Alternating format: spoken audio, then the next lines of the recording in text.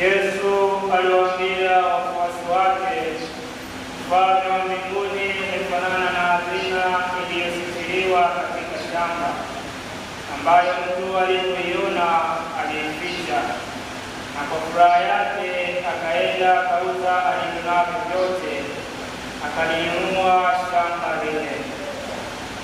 Tena ufalme wa mbinguni umefanana na mfanyabiashara mwenye kutafuta lulu nzuri, naye alipoona lulu moja ya thamani kubwa, alikwenda akauza.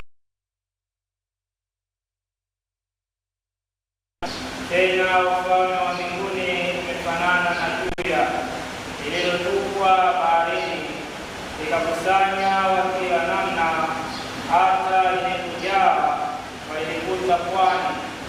Wakaketi wakakusanya walio wema peponi, bali walio wabaya wakawatupa. Hivyo itakavyokuwa katika mwisho wa dunia. Malaika watatokea, watawatenga waovu mbali na wenye haki, na kuwatupa katika tanuru ya moto. Hivyo kutakuwako kilio na kusaga meno. Yesu aliwauliza, mmeyafahamu haya yote? Wakamwambia, naam.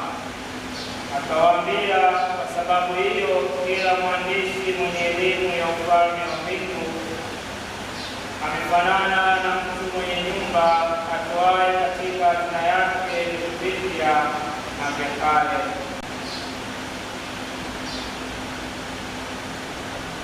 Neno la Bwana.